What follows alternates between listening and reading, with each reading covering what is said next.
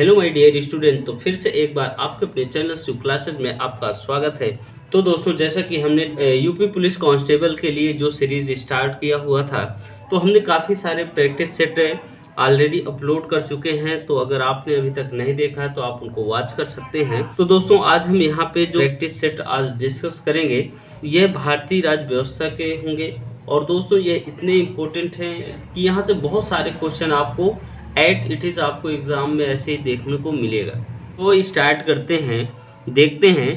Question number जो first है कि निम्न में से किन उद्देश्यों को भारतीय संविधान उद्घोषित नहीं करता है?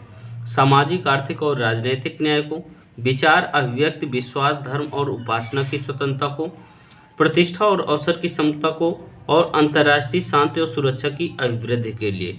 तो दोस्तों, इसका जो राइट आंसर होगा वह ऑप्शन नंबर घ होगा, अंतर्राष्ट्रीय शांति और सुरक्षा की अभिवृद्धि है। ठीक है। नेक्स्ट क्वेश्चन है कि संविधान की प्रस्तावना पर किस क्रांति का प्रभाव नहीं झलकता है? तो फ्रांसीसी क्रांति 1789 का, अमेरिकी क्रांति 1776 का, रूस की बोल्शेविक क्रांति 1917 का, चीन की क्रांति 1912 का। तो भारतीय संविधान की प्रस्तावना पर किस क्रांति का प्रभाव नहीं झलकता है दोस्तों? तो इसका जो राइट आंसर होगा वह आपका ऑप्शन नंबर घ होगा, चीन की क्रांति 1912 में। ओके। नेक्स्ट क्वेश्चन है कि मूल भारतीय संविधान के अनुसार भारत एक क्या है? प्रभुत्व संपन्न लोकतंत्रात्मक गणराज्य है, प्रभुत्व संपन्न धर्मनिरपेक्ष लोकतांत्रिक गणराज्य है, प्रभुत्व संपन्न धर्मनिरपेक्ष समाजवादी गणराज्य है, या फिर प्रभुत्व संपन्न समाजवादी लोकतंत्रात्मक गणराज्य है। तो इसका जो राइट आंसर होगा दोस्तों वह ऑप्शन नंबर का होगा, प्रभुत्व संपन्न लोकतंत्रात्मक गणराज्य है। ओके। नेक्स्ट क्वेश्चन है कि 42वें संविधान संशोधन अधिनियम 1976 के पश्चात अब भारत एक क्या है? तो ऑप्शन ए है कि संपूर्ण प्रभुत्व संपन्न समाजवादी धर्मनिरपेक्ष लोकतंत्रात्मक गणराज्य है, संपूर्ण प्रभुत्व संपन्न समाजवादी धर्मनिरपेक्ष लोकतंत्रात्मक गणराज्य है। आपको बहुत ध्यान में रखकर इन क्वेश्चन को सॉल्व करना है दोस्तों। संपूर्ण प्रभुत्व संपन्न समाजवादी धर्मनिरपेक्ष लोकतंत्र है, संपूर्ण प्रभुत्व संपन्न समाजवादी धर्मनिरपेक्ष गणराज्य है। तो इसको राइट आंसर होगा दोस्तों ऑप्शन नंबर ख होगा कि 42वें संविधान संशोधन 1976 के पश्चात है अब भारत क्या है? तो एक संपूर्ण प्रभुत्व संपन्न समाजवादी धर्मनिरपेक्ष लोकतंत्रात्मक गणराज्य है। ओके। नेक्स्ट क्वेश्चन है कि 42वें संविधान संशोधन अधिनियम द्वारा प्रस्तावना में किन शब्दों को नहीं जोड़ा गया? धर्मनिरपेक्ष, समाजवादी, गुटनिरपेक्ष या एकता और अखंडता को। तो 42वें संविधान संशोधन द्वारा अधिनियम द्वारा किन शब्दों को नहीं जोड़ा गया? तो बहुत शानदार क्वेश्चन दोस्तों। इसका जो राइट आंसर होगा ऑप्शन नंबर ग होगा, गुटनिरपेक्ष होगा। नेक्स्ट क्वेश्चन है कि संविधान के अनुसार भारत एक क्या है? परिसंघ है, राज्यों का संघ है, अर्धसंघ है, उपयुक्त में से कोई नहीं। तो इसका जो राइट आंसर होगा आपका ऑप्शन नंबर ख होगा, राज्यों का एक संघ है। ठीक है। तो संविधान के अनुसार भारत क्या है? एक राज्यों का संघ है। नेक्स्ट क्वेश्चन है कि भारत में किस प्रकार की शासन व्यवस्था अपनाई गई है? तो अमेरिकी अध्यक्षात्मक प्रणाली, ब्रिटिश संसदात्मक प्रणाली, फ्रांसीसी अध्यक्षात्मक प्रणाली, या फिर सामूहिक मंत्रिमंडलात्मक प्रणाली। बहुत शानदार क्वेश्चन है दोस्तों। तो इसका जो राइट आंसर होगा तो वह आपका ऑप्शन नंबर ख होगा, ब्रिटिश संसदात्मक प्रणाली को अपनाया गया है। नेक्स्ट क्वेश्चन है कि भारतीय संविधान में निम्न में से किस अधिनियम के ढांचे को स्वीकार किया गया है? भारत शासन अधिनियम 1909 को, भारत शासन अधिनियम 1919, भारत शासन अधिनियम 1935 को, उपयुक्त में से कोई नहीं। तो इसका जो राइट आंसर होगा वह ऑप्शन नंबर ग होगा, भारत शासन अधिनियम 1935 द्वारा। क्वेश्चन है कि भारत के संसदीय प्रणाली पर किस देश के संविधान का स्पष्ट प्रभाव है? ब्रिटेन, ऑस्ट्रेलिया, कनाडा या फिर दक्षिण अफ्रीका का। तो दोस्तों, इसका जो राइट आंसर होगा वह आपका ऑप्शन नंबर का होगा, ब्रिटेन का। ठीक है। नेक्स्ट क्वेश्चन है कि राज्य के नीति निर्देशक सिद्धांतों की प्रेरणा किस देश के संविधान से मिली है? तो दक्षिण अफ्रीका से, फ्रांस से, आयरलैंड से, सोवियत संघ से। तो दोस्तों, इसका जो राइट आंसर होगा ऑप्शन नंबर ग होगा, आयरलैंड से। तो दोस्तों, इन क्वेश्चंस को आप देखते रहें एंड तक, और इन क्वेश्चन के जो आंसर हैं आप कमेंट बॉक्स में भी आप दे सकते हैं, और वीडियो को शेयर करते रहें, सब्सक्राइब करते रहें, ताकि और भी लोग इसका बेनिफिट प्राप्त कर सकें।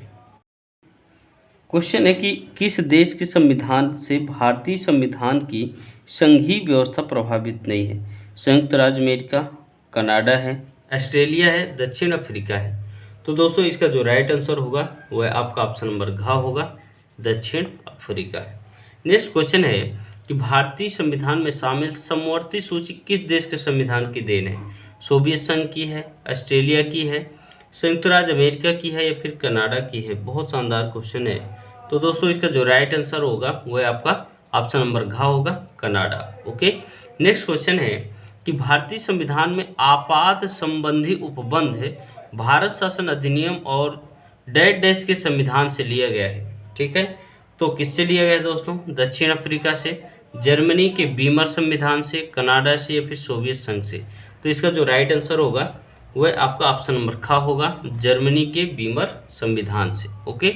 नेक्स्ट क्वेश्चन है कि संयुक्त राज्य अमेरिका के संवैधानिक आदर्शों पर भारतीय संविधान में कौन कौन सी व्यवस्था शामिल की गई है?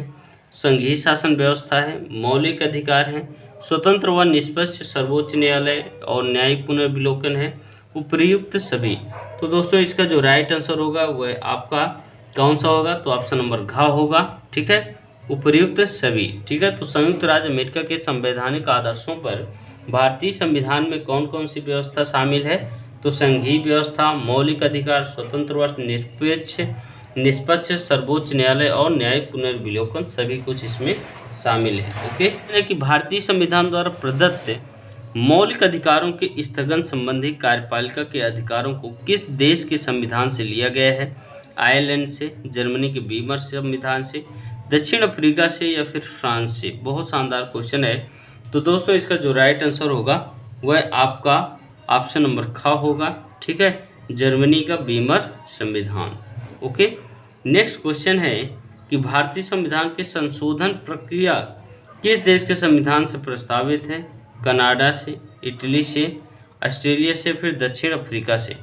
तो इसका जो राइट आंसर होगा दोस्तों वह आपका ऑप्शन नंबर घ होगा, दक्षिण अफ्रीका है। ओके। नेक्स्ट क्वेश्चन है कि भारतीय संविधान के संबंध में कौन सा कथन सही है? तो यह एक मौलिक संविधान है, यह दूसरे देशों के संविधानों से प्रभावित है, यह दूसरे देशों के संविधानों की अक्षरशः नकल है, या फिर उपयुक्त सभी कथन गलत हैं? तो दोस्तों भारतीय संविधान के अनुसार कौन सा कथन सत्य है? तो इसका जो राइट आंसर होगा दोस्तों तो वह आपका ऑप्शन नंबर ख होगा, है ना, यह दूसरे देशों के संविधानों से प्रभावित है। नेक्स्ट क्वेश्चन है कि भारत का संविधान अत्यंत लचीला है, अत्यंत कठोर है, कठोर कम लचीला अधिक है, लचीला कम कठोर अधिक है? तो दोस्तों इसका जो राइट आंसर होगा आपका ऑप्शन नंबर ग होगा कि कठोर कम है, लचीला अधिक है। ओके। भारतीय संविधान के संदर्भ में प्रायः ही कहा जाता है कि यह मौलिक संविधान है, वकीलों का स्वर्ग है, विकासशील संविधान है, तानाशाही संविधान है? तो दोस्तों इसका जो राइट आंसर होगा तो वह कौन सा होगा? तो वह आपका ऑप्शन नंबर ख होगा, वकीलों का स्वर्ग है। ओके। नेक्स्ट क्वेश्चन है कि भारतीय संविधान का स्वरूप क्या है? एकात्मक है, पूर्णतः संघात्मक है, भावना में संघात्मक, संरचना में एकांतक है? ठीक है, एकात्मक है। तो इसका जो राइट आंसर होगा तो दोस्तों कौन सा होगा? आपका ऑप्शन नंबर ग होगा, संरचना में संघात्मक तथा भावना में एकात्मक। ओके। नेक्स्ट क्वेश्चन है कि भारतीय संविधान भावना में एकात्मक है क्योंकि केवल संसद को संवैधानिक संशोधन प्रक्रिया आरंभ करने की सख्त अधिकार है, कुछ स्थितियों में संसद को राज्य के लिए कानून बनाने का अधिकार है, अखिल भारतीय सेवाओं के कारण, या फिर उपयुक्त सभी? तो दोस्तों इसका जो राइट आंसर होगा वह ऑप्शन नंबर घ होगा, उपयुक्त सभी। नेक्स्ट क्वेश्चन है कि भारत के नागरिकों को कितने प्रकार की नागरिकता प्राप्त है? 1, 2, 3, 4? तो दोस्तों बहुत शानदार क्वेश्चन है, कई बार एग्जाम में पूछा गया है ये क्वेश्चन। तो इसका जो राइट आंसर होगा वह ऑप्शन नंबर का होगा, 1 होगा। ओके।